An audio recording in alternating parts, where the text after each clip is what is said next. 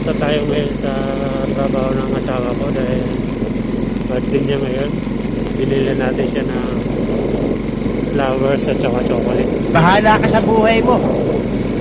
Para sumaya naman siya sa araw ng isang araw.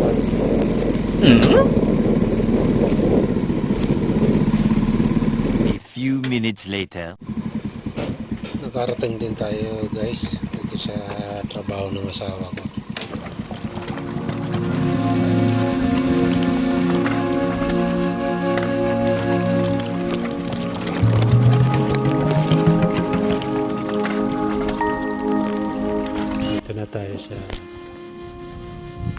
Dito na tayo sa trabaho niya.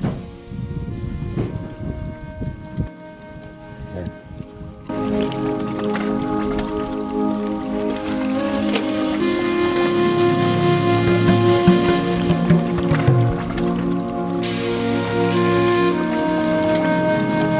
Guys, huwag kayong magtaka dito kung nakakaputi ako dahil medyo maulan dito kanina.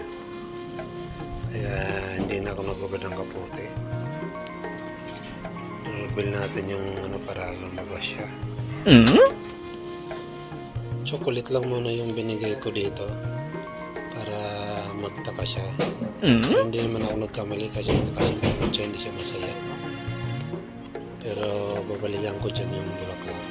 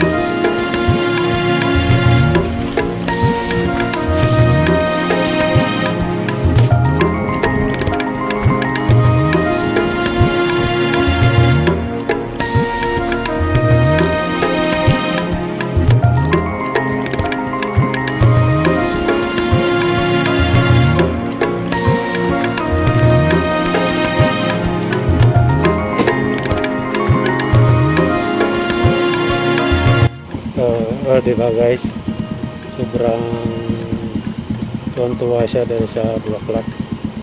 Kaya sa mga katulad kong lalaki dyan, bigyan nyo naman ng bulaklak ang asawa nyo, kaya girlfriend nyo, kahit ilan pa yan sila, importante sumaya sila.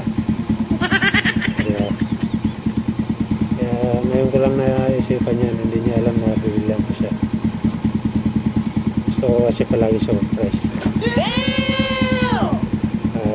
Ayan, sinadya ko pa yan papunta dito sa Pratchikit para may hatid ko yung bulaklak niya.